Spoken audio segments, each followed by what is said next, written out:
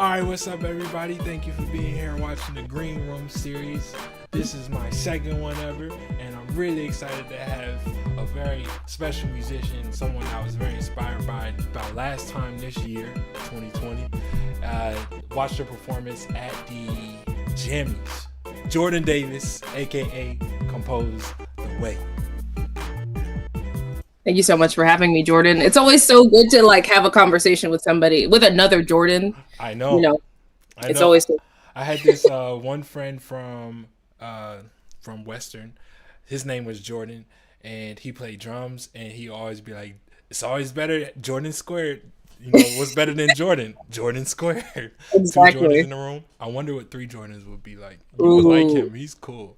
He actually. Well, we gotta play. We gotta play. Yeah, you went to what is it? Michigan State. I get all the schools mixed up. University of Michigan, Michigan State. Michigan State's in Lansing. Yeah. Okay, I think he went there. Jordan Otto. Do you know Jordan Otto? I don't, but I can't wait to meet him and play with him. Yeah, he's off in Seattle now, so. Oh, perfect. That's okay. Next door. Yeah, right. You know, a good what is it? 16-hour drive. Oh, it's more than that, honey. It's way more. Yeah.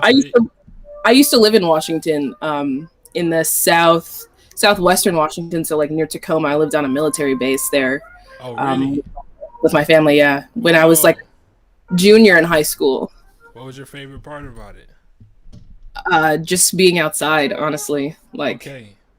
It's truly the evergreen state. Oh, wow. I really like being outdoors, and I really like greenery and trees and stuff. So I literally just hung out outside all the time while I lived there. That's dope. That's a great way to experience life, I feel. Absolutely. Yeah. I'm surprised about, Maryland. I grew up in Maryland that has a lot of trees. Michigan has a lot of trees. But you live in Michigan, and you said that's the evergreen state. Kind of what's similar, what's different? It's a whole other thing, and it's West Coast vibe, so everything's a little bit slower. I think the biggest thing that I noticed, coming from being a student, growing up and living in Michigan most of my life, and then my second to last year of high school going to Washington, is the cats there speak so much slower, and I actually really love it because it's all about being in the moment and being a bit more mindful when you're talking to somebody. So I really liked that part of it, because everybody is really thinking about what they're saying for the most part, so. Right. It's say less, do more, or. Yeah, we got fast tongues over here in the Midwest and the East Coast, though. Yes. Yeah, you go to New York or you go to Boston, people are talking in your ears all. I always find that I probably have a little, from the East Coast, Maryland has a little bit of a southern drawl, so people talk kind of slow, but the pace of life is much faster. Mm-hmm. So how long have you been? You're a military kid. Yeah. You traveled around a lot, or no? Right. Well, what's good, and I guess what's good and bad, blessing and a curse, I suppose, is my parents have not been together for most of my life. So, going between the two of them, my mom was based more here in Michigan, and my dad was obviously traveling all over the place. So I mostly grew up in Michigan, but every time my dad moved somewhere new, I was also there, or I lived there for a short period of time. And I think my junior year of high school was the longest that I ever stayed away from Michigan while I was still underage. So. Right. Do you feel like you picked up the pace of life or the outlook of life over there? Because I know 11th grade is big when you're making decisions, Fully. Ever since I lived there, all I think about every day is going back there. So, I definitely plan at some point in time to have a home in the state of Washington. Right. It's just, I've never, been somewhere and felt this is, exactly where I need to be. And it's, no specific place, in the state, but it's just, the environment has such a huge impact on your creativity and just how you see yourself too. So I just really like the vibe out there. Right. Your environment is something that influences you daily. I think we don't put enough emphasis on our rooms or our houses or the space. We always see 90-degree angles, or we're always putting ourselves in these little box rooms. I wonder how that influences us on the daily. Ooh, yeah. And if you spend a lot of time outside, you know, I find that you probably draw a lot of creativity from outside. Yeah, I would say so. A lot of the visual imagery that I try to create in my music has a lot to do with just walking around in the woods and looking at trees swaying and stuff. So definitely. Yo, I'm speaking my language now. Yeah, I love it. I love it. What's one of your favorite trails that you found in Michigan? I want to Ooh, know. favorite trail in Michigan. Hmm, that's a good question. Right. I mean, there may not be one, or it may not There's be. there's one right by my house, Hmm. honestly, and it kind of goes. It's really cool because it goes through like the entire city of Lansing, and it goes through like the local zoo. It goes through campus. It goes through like this lake. It's really cool. So I'm gonna say that trail. All right. It's accessible. It's very, you know, it's you could probably find something new on it every day, I assume. Hopefully, it's so Yeah. long. It's like 9 miles or something like that. Oh Nine, my 10 miles long. So gosh. Yeah. Wow. That's great. I love Michigan Forest Trails. So what's one thing you're looking forward to? The first thing I'm looking forward to is graduating. I'm finishing my master's degree Yo. this year, and yo, like The struggle is real. I know exactly where you're at. You're graduating this semester, aren't you? this semester, yes. Yeah. Oh. Uh how many classes are you taking right now? Or credits? Well, for my degree, you have to take like a minimum of 9 every semester. Okay. And I mean that's really like nothing compared to like what I did in my undergrad. Hey, but they're master's courses. True, true. Yeah, there is a course that I have to take that's like a 3 hour seminar. A 3 hour seminar on Zoom in the evening. So that is definitely like my most dreaded part of the week. Like I and it bet. has to do with like I don't know. I'm over the Zoom lifestyle. Zoom University is for the birds. Yeah, I don't think I could have did it. I would have maybe would have dropped out. Yeah, and also jazz school Yeah, I Zoom. know it's fucked up. I mean, music schools in general online Yeah, makes no sense. Maybe a theory class could get a pass, but your lessons, your ensembles, you know, that stuff is hands on. yeah. That's like if you just saw the video I posted on my Instagram. I just posted this one of the bloopers from Oh, the actual big band recordings we're having to do for school. So like there was like a 16 bar drum break in the middle of the tune, and I dropped my music while we were oh, recording. So like I'm doing this in one take. I'm not doing this again because I'm like so sick of the virtual I thing. feel that. I feel that. So I'm Are they like, doing? Are they having somebody like keep tempo? Is everyone performing to a click track or what? yeah, everybody's performing to a click track or like a scratch track that has like the director telling us like this is letter A or like giving us instructions, something like that. Right, right, right. Yeah, I don't really enjoy those. They're No. pretty Like it would just horrible. be so much like just put me in the big band. Like let's just go to rehearsal and let's Right, just do this so we can move on. right. Yeah, this But is I'm looking forward to you graduating too. Your life will begin. It's yeah. Yeah, I don't it's, know. I graduated like 2 years ago or something like that. And I'm like, why didn't I do this sooner? Why didn't right, I right, just graduate sooner? man. Every time I look up, everybody's talking about you. Jordan Hamilton's got this award. Jordan Hamilton's got this No. performance. You're thriving since you graduate. That's why I can't wait to I graduate. know you'll do way more. You'll be able to Yeah. perform. It's like because I can't like the amount of gigs that I had to not do, or the amount of time I didn't have to think about performing or doing, finding out what my voice is because I had to do X and X class that really meant nothing, or just theorizing, doing the academic stuff. Is like, why are we doing this? Why can't I just be out making stuff and then you can theorize it later. We can make Right. sense out of it later. It really did free up so much space, which is, I mean, the question of like, should music people go to school? Like, that's a big one. That is a It's big question. it's massive. I mean, but there's so much value in learning and community that you find in school. But then also there's so much knowledge that we miss out, like real life knowledge, because we know the industry's changing so much, and you have to be so much on your feet. Does school hinder that? in your Yeah. prime years. Right. Well, yeah. I mean, okay. So from my perspective, I think school is incredibly invaluable. I would be nobody without my education. Right. To be fair, like I didn't grow up in a family that was super musically inclined, and like I played bass like starting when I was like 11, but I never took private lessons. I didn't know what music theory was, like literally until I was like 20, 21 years old. Like I didn't know Wow. any of that kind of stuff, and really like didn't start composing until pretty late in my life either.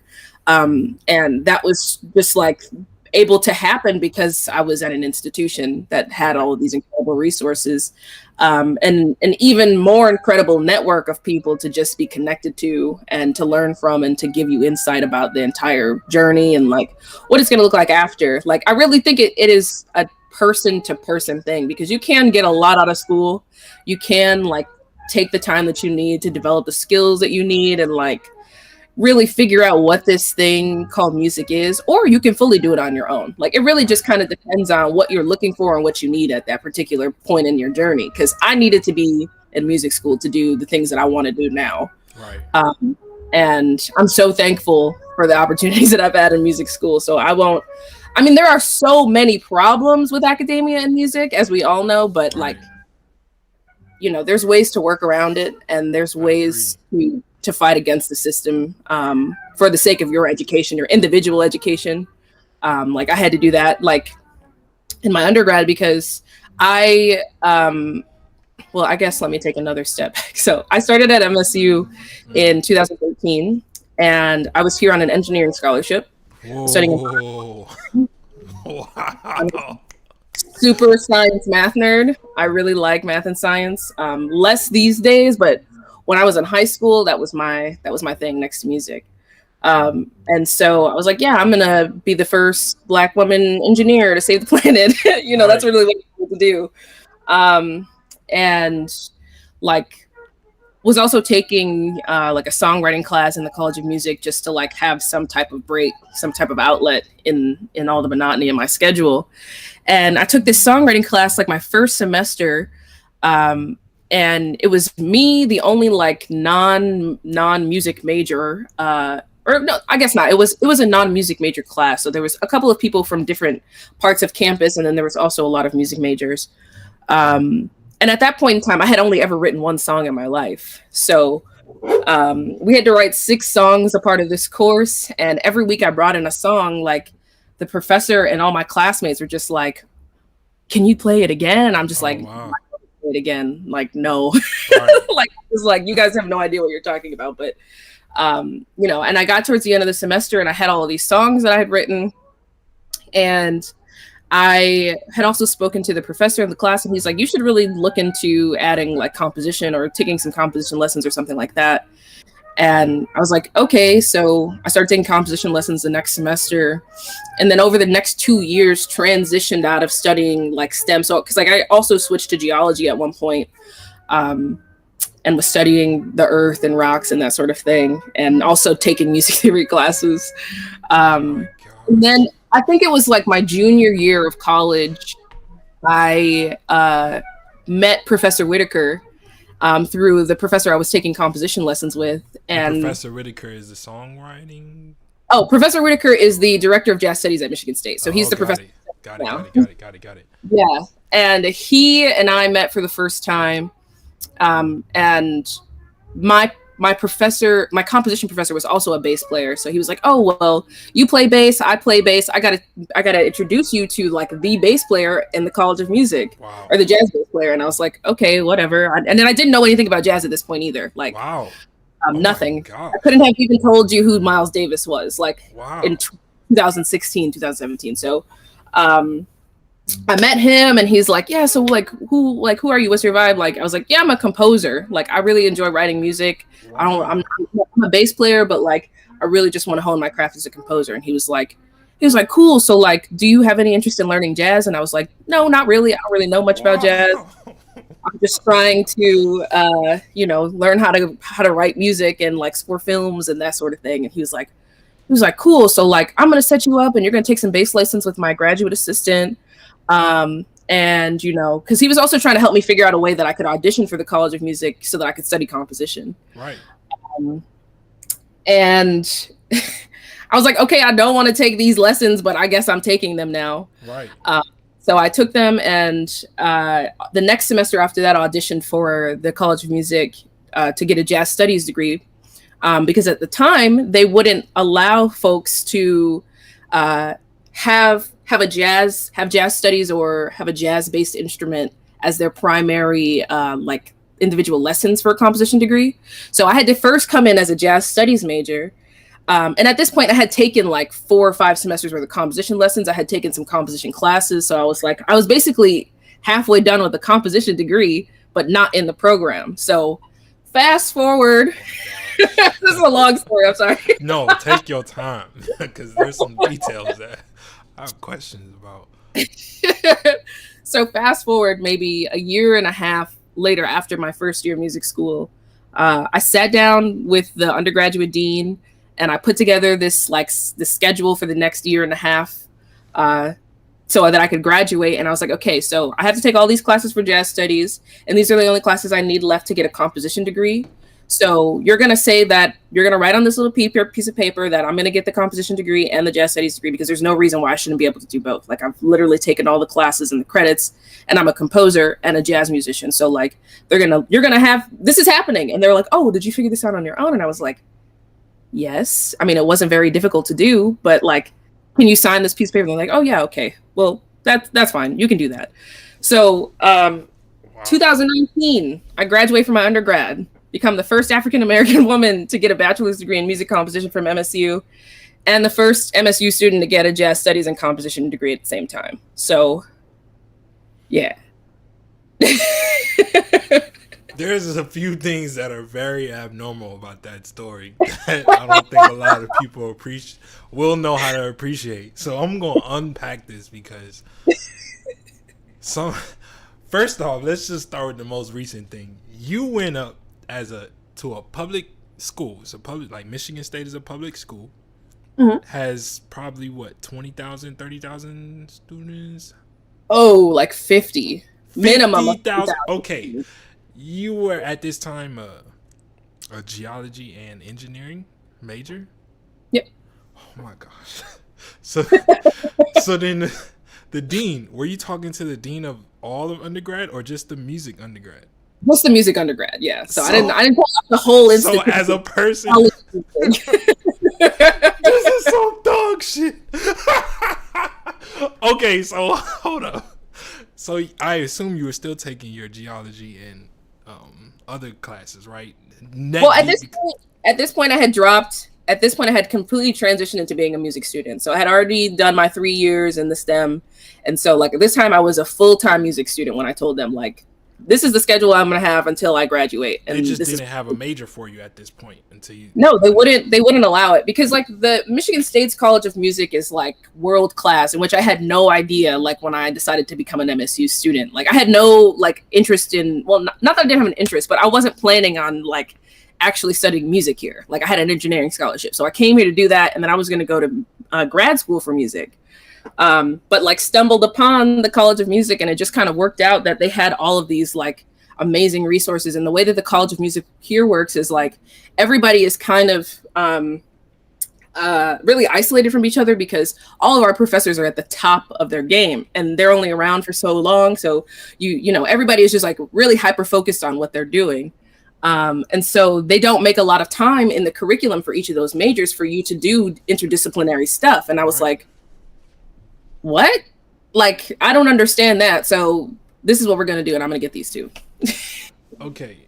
So this is the thing that I think is very important for maybe young people to hear that are going into school for music or for something else, because the amount of, I'm going to say ambiguity, but also is very uncomfortable to be able to go into a program that big. I'm talking about the whole institution of MSU, and then being something that's you're out. Once you're outside of the music school, I don't know if this is true at MSU, but I know other music schools that I visited, music school is a bubble. Like you don't get in until you know someone. Like you just can't get in, and then once you're in, it's like you don't see anything outside of it. So you're seeing that as an outsider, you're taking these other courses, but then also you're finding out that you really enjoy this. But how do you switch that? You had the scholarship for something else.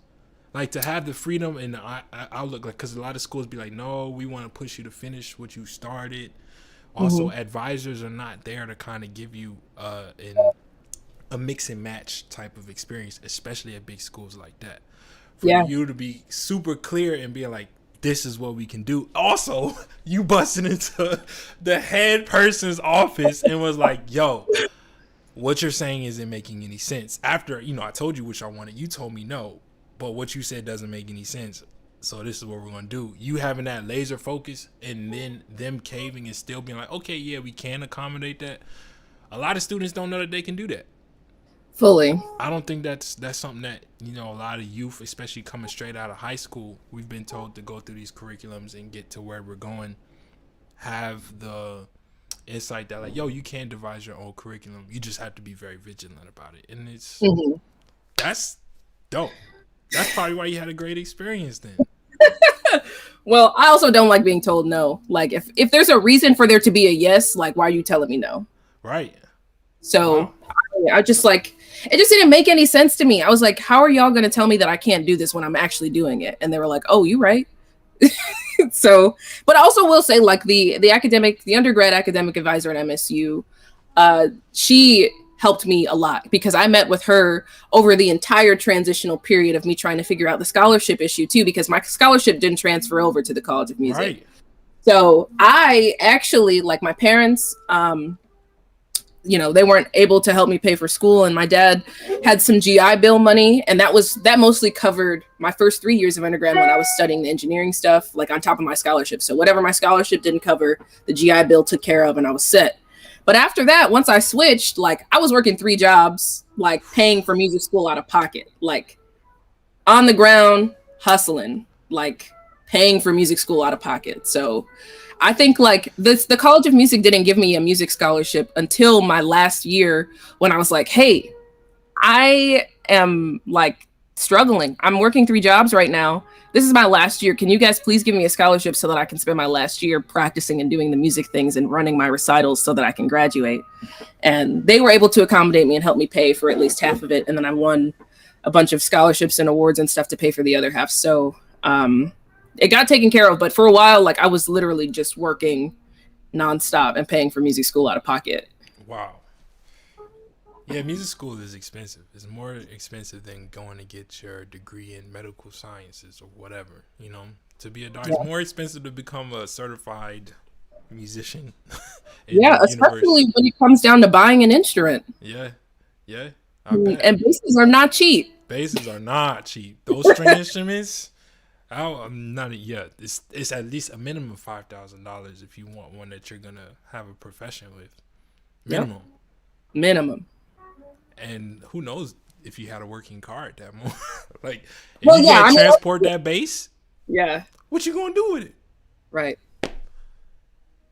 Yeah, so I came out on top, though. Like, I mean, it was by no means like an easy thing. Like, I literally, if you ask anybody who went to undergrad with me, like, they know I lived in the music building. Oh, wow. Like, I did not leave. Like, there are mornings now, like, where I check my, like, what's that app called? Snapchat, and it'll have, like, Snapchat memories from my undergrad, and it'll come up and be like, oh yeah, that's that one day that I, like, woke up in the comp lab and it was like 7:30 in the morning and I still had a piece to finish, and like at 8:30 it was done and I had to go to class at 9 across the street. Yep. Slept in the practice room. I think I slept in the comp lab. So that was where I hung out the most. And I would, like, sometimes practice in there too, because I would be the only one in there at like 4 a.m. So I'm like, okay, well, I got to write this piece, but I also got to shed for my lesson that's tomorrow. Yep. So, Hey, well, I'm really excited for your transition out of school then, because if you got all that done during school, crazy. I wonder what will happen right after. Because, I mean, all of that stuff applies, like, when you're in the industry that you found within yourself. Figuring out how to manage all those different things, managing 10 things outside of school would be much easier than. Wow. That's dope. That's dope. You graduate in May? I graduate in May, yes, with my master's. and I'm so looking forward to it. I bet.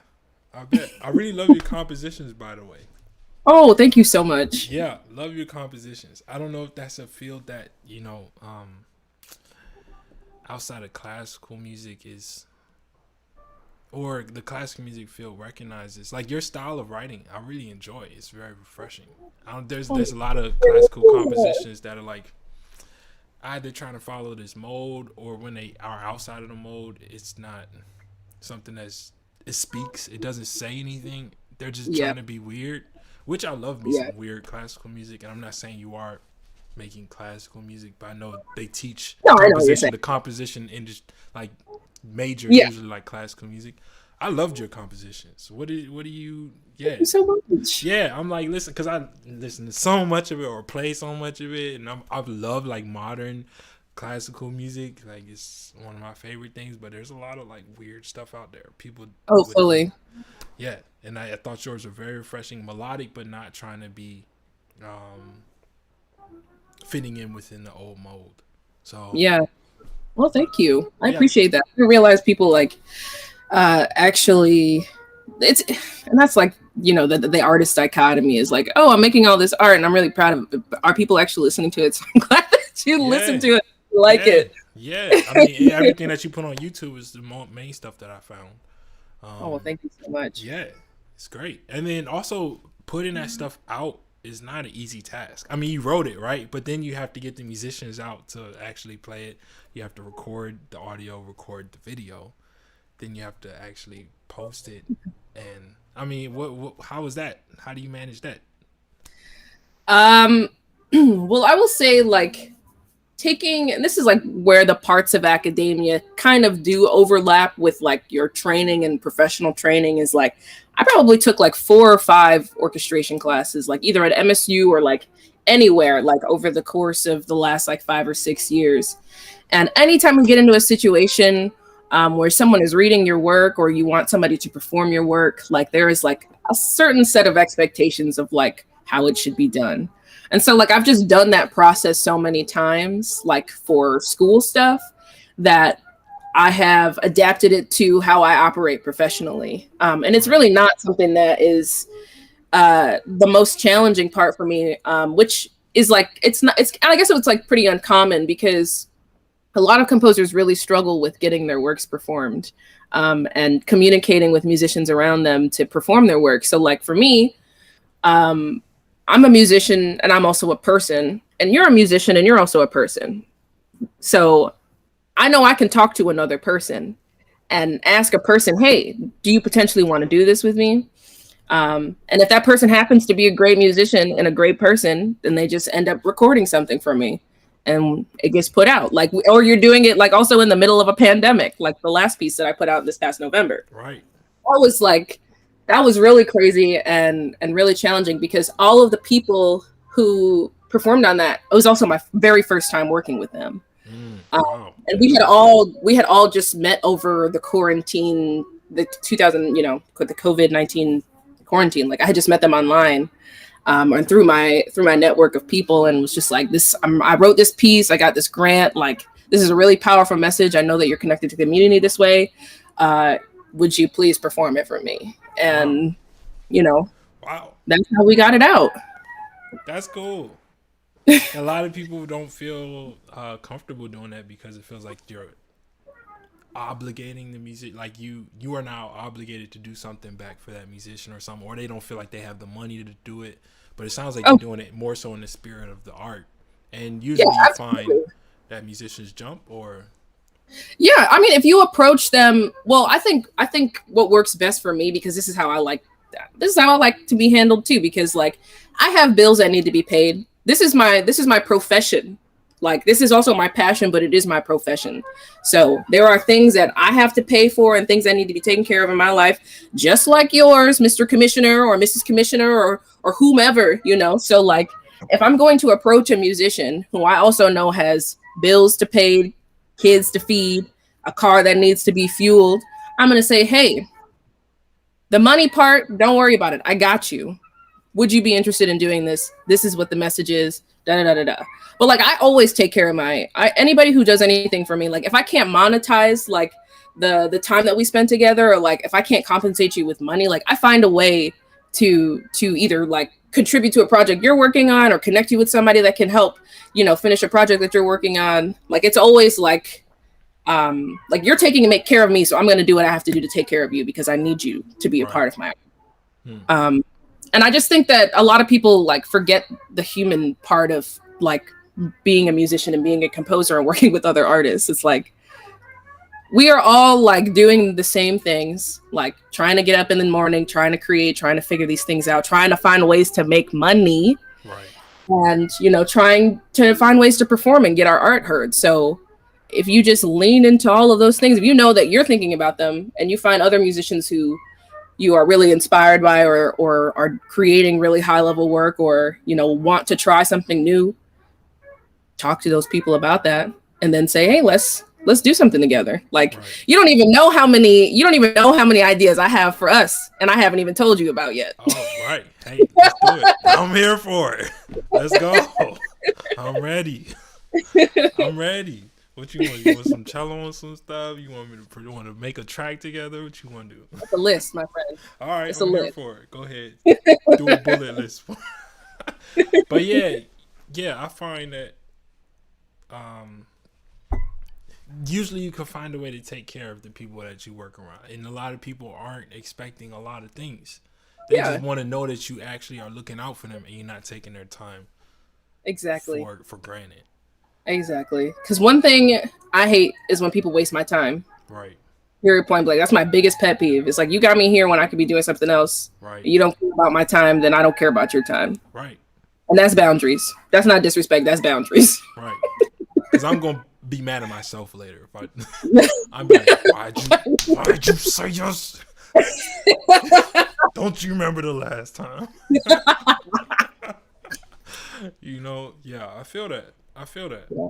I really do. Yeah, So that's one thing about composers that I think gets overlooked. A lot of them find themselves bogged down in the details of writing, the dots on the page and figuring out what the dynamics of what it's going to say. But also they forget that they're band leaders and their band is the world. You know what I'm saying? It's like band leaders have to know how to move people forward or move people back or to the side or to the, wherever.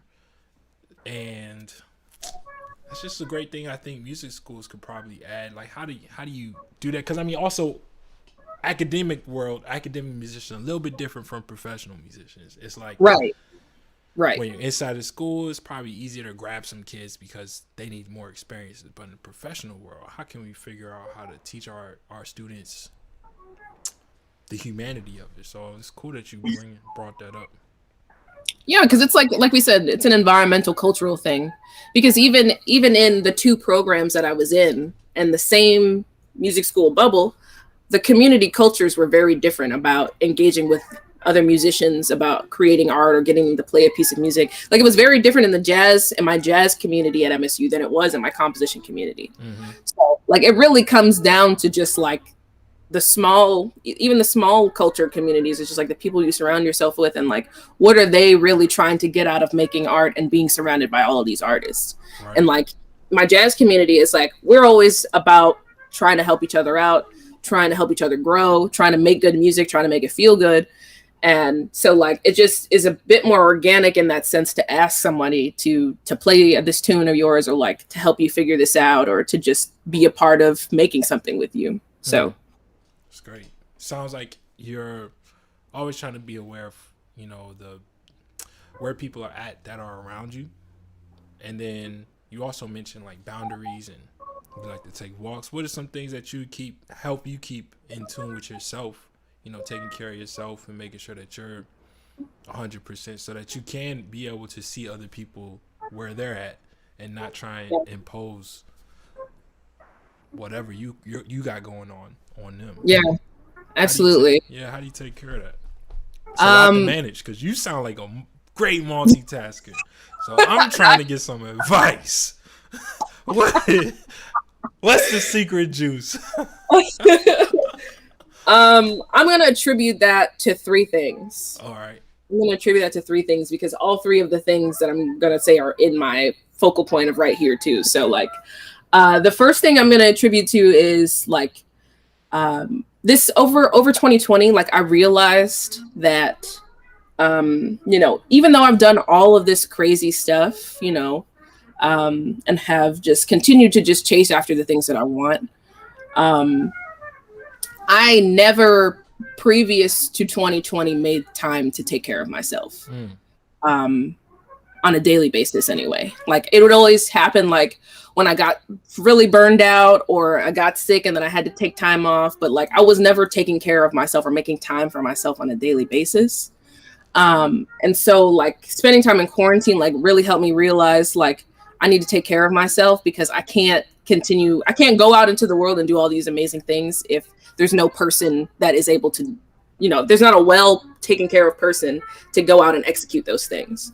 So like I have like a little altar in my room that is just filled with like things that make me self-reflect, things that make me like encourage myself. Like I'm a big affirmations person. There's affirmations all over my face. So like if I ever find myself just like staring like this, like there's an affirmation, actually you can't see, there's an affirmation literally like up there, like you got it, you know, just like constantly keeping like positive messages around myself and like giving myself a space to like, that's only for me and that's only for me to like reflect and, you know, think about my spirituality and that sort of thing. So that's the one. The two is I have a cat. Her name, her full government name is Yelly Belly Gucci Boo Shelly Davis. That's wild. That's wild. She's a lot of my life. She keeps me grounded. Honestly, like I didn't really have like a pet or anything growing up like that. And so I also have, I was diagnosed with like a general anxiety disorder and obsessive compulsive disorder about 7 or 8 years ago.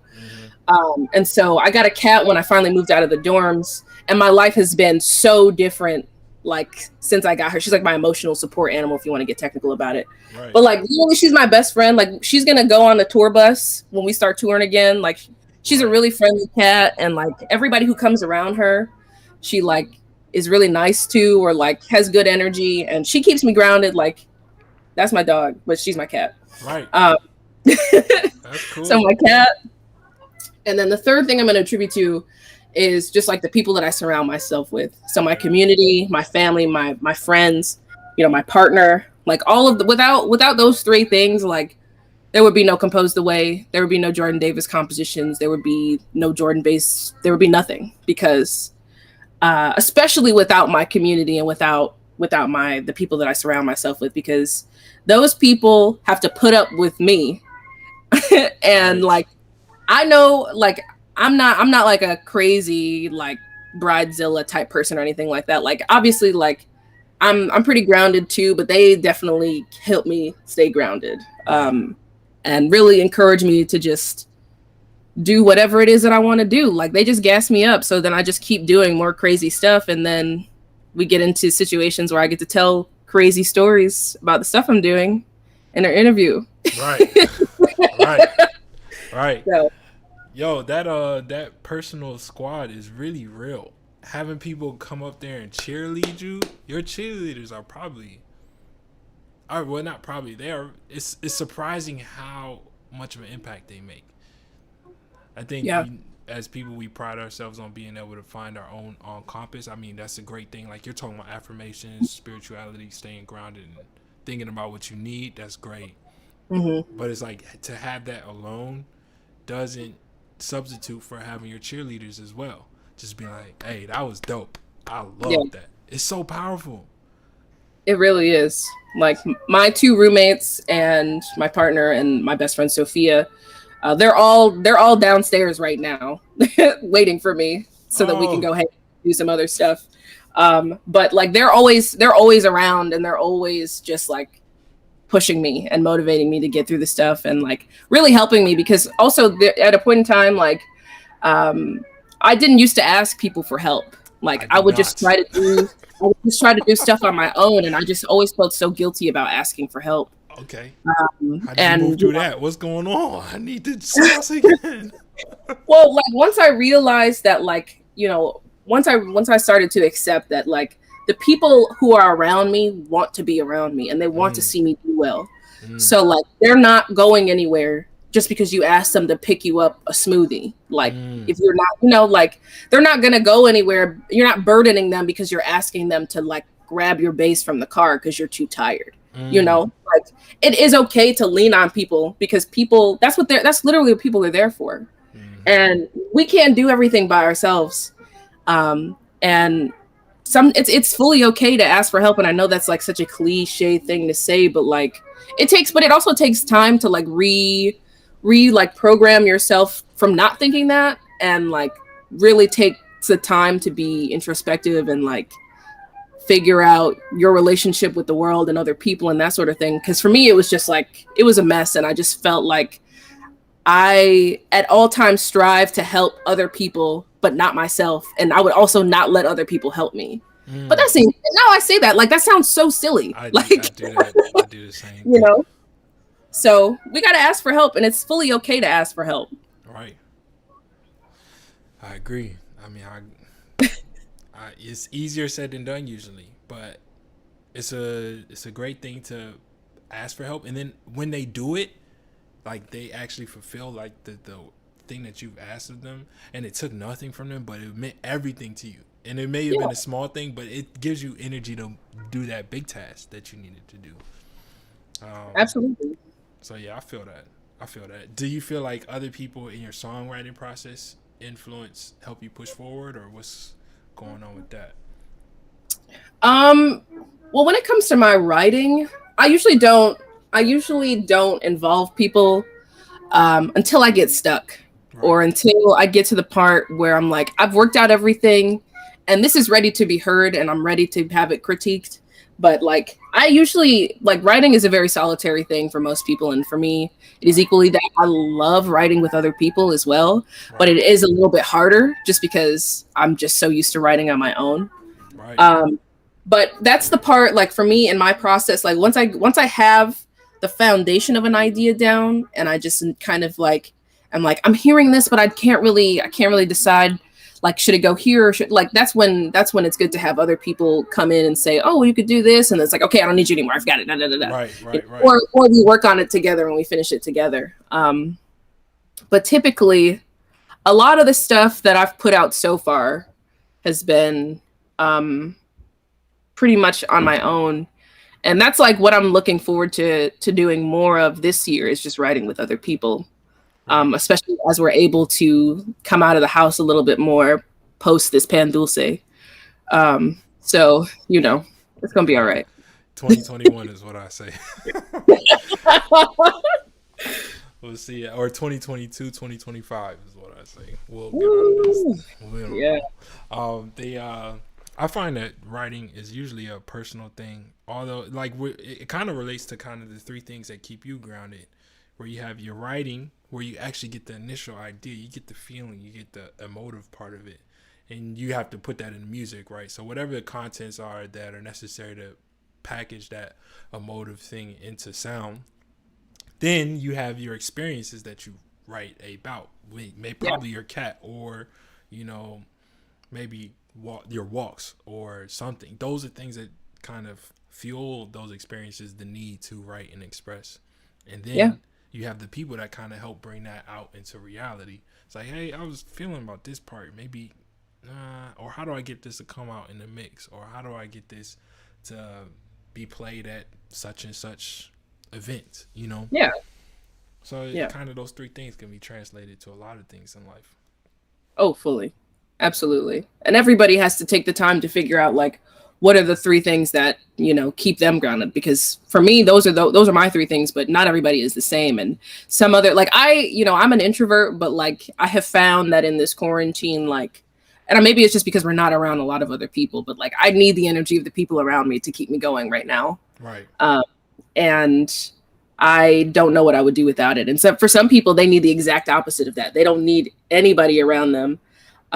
And like that's totally okay too. And I feel like especially as artists, we're just like so like hypercritical about like the things that we need, or like the things that like maybe other people don't have to do to keep themselves okay, or like just like having like, what am I trying to say? Like having personalized specific things that only you need, Right. and being okay with the fact that only you need that, and it's Right. not something he, she, they also needs. Like Mm. just I like being that. okay with like yourself and what you need and what keeps you alright. Right. And having the insight to let yourself find those things. Yeah.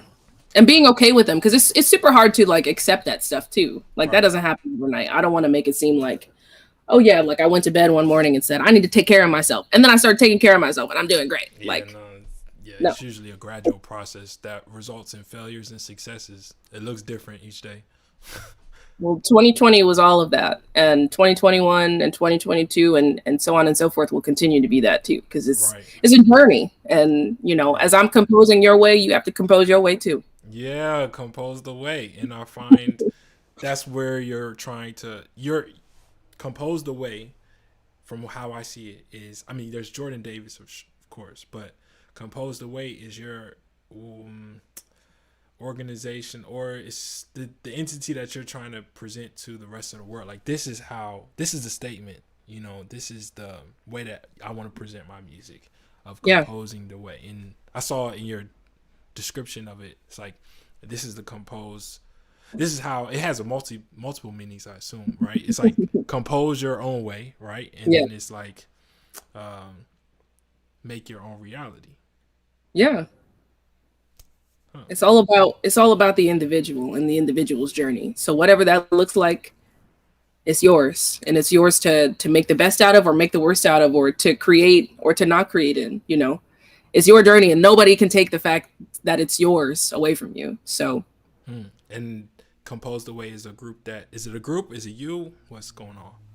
Compose the way is me and the people I like to make art with. Um, Hell and yeah. that's kind of like the Love way it. that I like to describe it to people, Love it. because um, I've worked with a lot of different musicians across genres, you know, in putting together my own songs and also just working in music in general. And like, I had this realization recently about compose the way, because I used to get super irritated when people would try to tell me like, "Oh, compose the way is this, compose the way is that. This is like compose the way is jazz, compose the way is rock." Like I used to get so irritated with like people trying to put compose the way in a box, and like that's literally the purpose of compose the way, is for it to not exist in any box. Like it is art, and it is expression, and it is about my journey, and it is also about, you know, inspiring you to continue on your journey the way that you want to do it, Mm, because I know what it's like to be told to do something or to live a life a certain way, and to do that for a really long time, and then finally decide to stand up for what you actually want to do and go after it.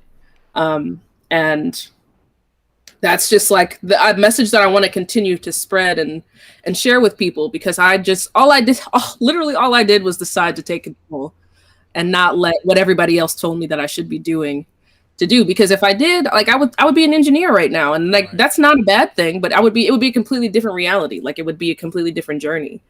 Um, and I just think that I'm supposed to be on this journey, so I'm gonna keep doing this one. Right. Now you're engineering audio. You're engineering sound. Yeah. And you all can tune in and listen to Compose the Way, aka Jordyn Davis, on the Green Room series on the last Sunday of February. I really enjoyed, speaking with you today and learning more about your pathway and things that you use to inspire yourself and inspire others. I'm looking forward to hearing your set, and I know, I'm looking forward to hearing your set, man. You're so yeah, killer. I don't know what I'm gonna do yet. I'm gonna figure it out. But thank you for being on here, and thank you for your time. I really appreciate it. Absolutely. This was the best way to spend an hour. So Yeah, I'm so thankful that you asked me to do this. no, this is inspiring for me. I need this. I miss this so much about music making in public. It's just like the connections that you make with other musicians that you didn't know before. You know what I'm saying? Or Yeah. like the people, how your music impacts people that you didn't know before. So Yeah. it's very interesting. I was literally just listening to your record yesterday. Oh, Like, I have so much new music that I'm just I can't wait, and I can't wait to get you on the Compose Away full length that's coming in 2022 as well. So, 2022. I'm ready for it. I'm ready yeah, for it. I'm excited. This is a great experience that I got to hear your music. I've been just listening to all of it on YouTube. So I've just been listening to on bandcamp.com. You can go check it out. The LP, great LP by the way. I thought thank that you. all the songs fit together. It's a great vibe to just listen to, especially like early morning, late night, just kind of hang and listen. It's great. Yeah, It's cool. It's kind of like that. I hate to compare people. It sucks. But like I get Leanne LaHava's vibe from you. yeah. I know people say That's that all always the the big time. one. That's always the big one, and like, for a really long time, I have like fought against it, Don't and I mean like, yeah, I I'm get just it. like, but Leanne LaHavis is literally the queen that you actually stand. Like, she's so amazing, and she actually, like, yeah, she has fully inspired me in a lot of ways. And I'll tell you a funny story before we end here. It's like I remember the day her debut album came out, right? Oh gosh. I was a senior in high school. Oh And gosh. after that, like right before that, I had just finished writing my very first song. So I was like I was in an alternative band with like my best friends in high school, and they had just helped me finish write my very first song. And Leanne LaHavis's record comes out, and I was like, I literally listened to the first song, and I was like, Yeah, that's I have she similar. stole my whole vibe. She stole my whole vibe. What is this? What But did no, she do? I'm she's suing amazing. her. Cease and desist. Yeah, I just needed to call me now so we can go on tour together. Hey, that'd be a great vibe. That'd be a Yeah. great time. Great time. So I'm not saying that it's completely Leanne LaHavis because No, it's no, of course different. I not. hear the differences, but But I'm happy to be directly compared to her most days. So yeah, thank you, man. Thank you. she's great. She's great. I remember hearing that record for the first time. I'm just like, Yeah, it's powerful. It's so powerful. The whole sound like completely changed my life. yeah, And like, same. like I said, me being a 17, you're like, she stole my sound. That's what I wanted No, to do. I know what you mean. I know what No, you mean. but I like, know she she speaks did my it. heart. Yeah. That's I felt the same So way. I'm just happy that she started composing her way so that I could start composing mine. Exactly. And I'll continue to compose mine, and we'll see how we compose ours together Yes. last Sunday in February. This would be great. Yeah. All right, Jordyn. This has been a nice evening of Jordan Squared. This is what happens when you get two Jordans in a room. What's good? We got to get like 4 Jordans in a room one day and see what's Oh up. yeah. We gotta get Michael Jordan on the next one. Okay, Jordan Otto is a great person. Shout out to Jordan Otto. I love you. But then there's this Jordan, this violin player that went to Western that I love. You would like him too. He's great. He's one of the best violinists I've ever Let's heard. get it together. I need to meet all of these people. Let's All play. right, cool. We're gonna get 4 Jordans in a room, and it's gonna be magical. Yeah, and we're gonna make some music together, and we're gonna record it, and then we're gonna sell it. Yes, And you- bass, and you- drums, violin, and guitar, cello. That'll be We got fire. it. We're a band now. Find us on Bandcamp. Jordan Quartet. Hey, coming out 2025. Hey. All right, Jordan, this has been great. I'm gonna stop this stream. I'll catch y'all later, and then see you soon. Yeah. All right.